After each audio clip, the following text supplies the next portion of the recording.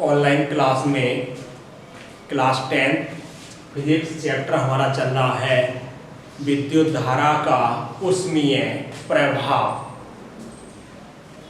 इस चैप्टर में लास्ट के लेक्चर में हमने सामर्थ्य के बारे में पढ़ा था।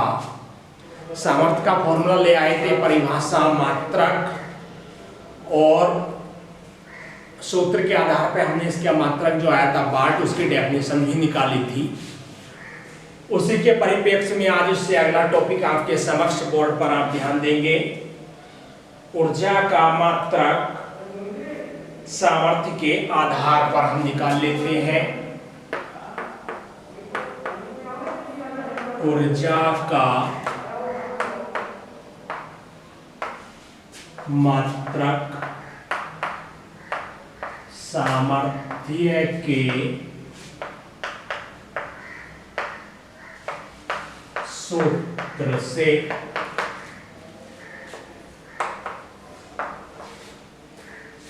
तो ऊर्जा का मात्रक निकालना है, किससे निकालना है? सामर्थ्य के फॉर्मूले से। सामर्थ्य का फॉर्मूला क्या आया था कि यदि किसी परिपथ में व्यय ऊर्जा W एवं समय t तक प्रवाहित हो तब सामर्थ्य P बराबर W/T। अब W ऊर्जा है, P सामर्थ्य है, T फॉर टाइम। यहां से W का मान निकालें तो क्रॉस मल्टीप्लाई आपको करनी होगी, तो P की हो जाएगी T से। अब W क्या है? ऊर्जा। ऊर्जा का हमें यहां से मात्रक प्राप्त करना है। एक मात्रक तो ऊर्जा का बड़ा फेमस सा है जूल। हम देखना चाह रहे हैं सामर्थ्य के फॉर्मूले से क्या आता निकल के। पूछ भी लेता है कई बार बोर्ड में।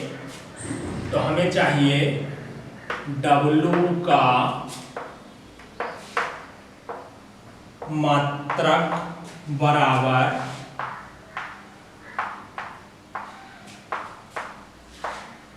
P का मात्रक इंटू T का मात्रक।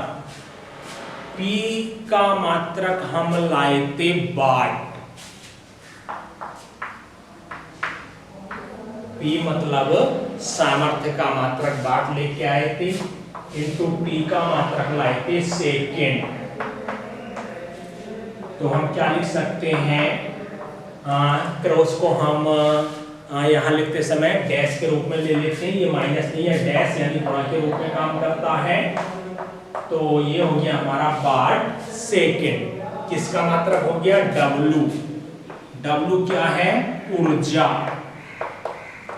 तो ऊर्जा का मात्रक हो रहा गया इसी के सापेक्ष। कभी आप सोच नहीं सकते कि जूल मात्रक होता है ऊर्जा का, लेकिन यहाँ देखो वाट सेकेंड भी उसी के परिप्रेक्ष्य में। मान लो विकल्प में क्वेश्चन दे देता ऊर्जा का मात्रक है, अब कहीं जूल ना होता, ये क्वेश्चन है वाट सेकेंड होते, बाकी तीन में कुछ और आप ढूंढते ऊर्जा का मात्रक तो जूल होता है। ये कहां से आ गया? तो फॉर्मूले के द्वारा है संभव, मैंने आपको दिखा दिया। तो अब ये बात आती याद कैसे, पहचाने कैसे? तो वही फॉर्मूला देख लो, उसके अकॉर्डिंग आपको पहचान पड़ जाएगी। तो ध्यान रखेंगे वाट सेकेंड में किसका मात्रक है? आपके ऊर्जा का। चलिए आप देख रहे हो, नोट कर लो जल्दी से। अगले टॉपिक की ओर लेके चल रहा हूं फिर आपको।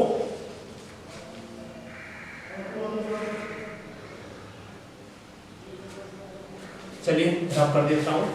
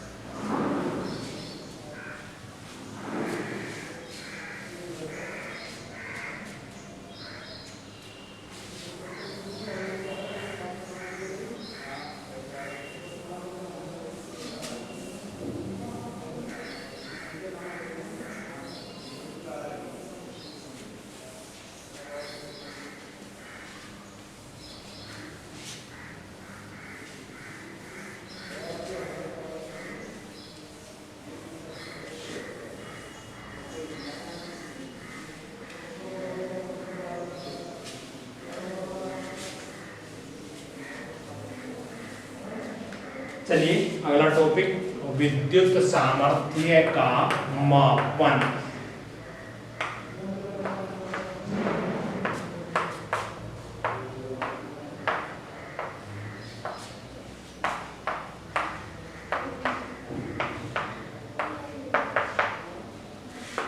मतलब क्या हुआ इस हेडिंग का, विद्युत सामर्थ्य का मापन। मीन क्या आ रहा है निकल के, मीन ये है कि विद्युत सामर्थ्य को हमने P से दिखाया, अब P के कुछ नए फॉर्मूले ले लेते हैं, जैसे हमने ऊर्जा के निकाले थे विभवांतर और धारा के पदों में, उसी तरीके के इस P के। तो ये फॉर्मूला तो हम लेके आए थे, मुख्य फॉर्मूला जो डेफिनेशन से आया था, ऊर्जा व्यय की दर को सामर्थ्य कहते हैं।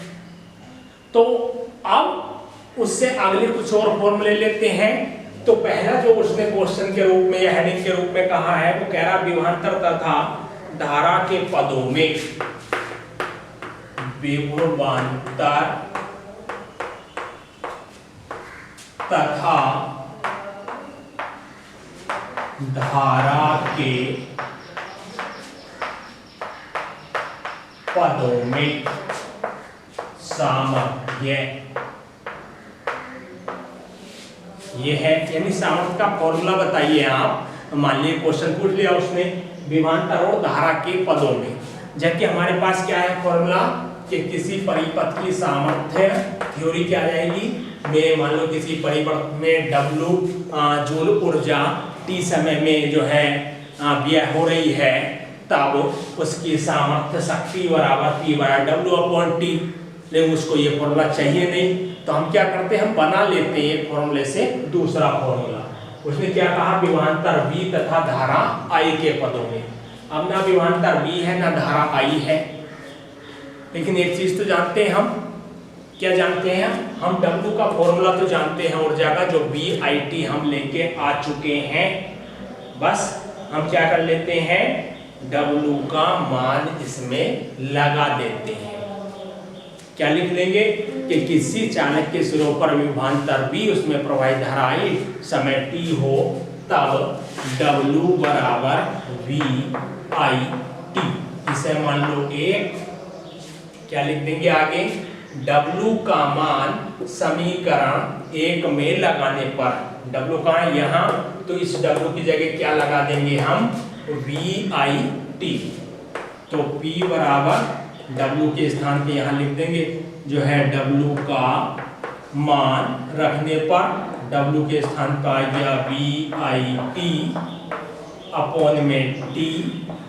T से T खत्म हो जाएगा, चूंकि ये अंश के रूप में है, ये हर के रूप में है, क्या शेष बचेगा, P बराबर VI।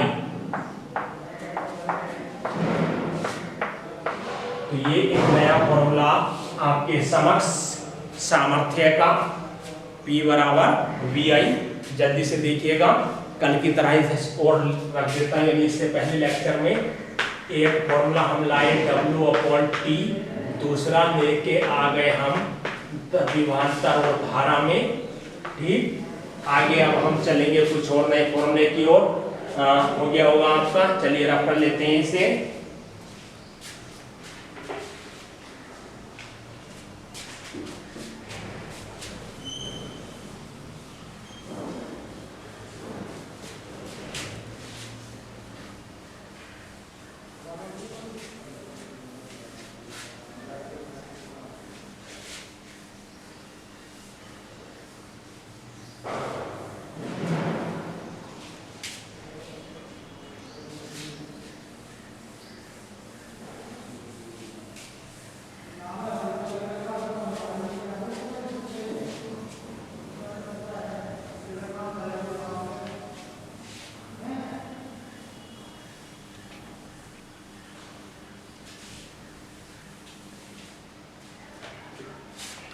अगला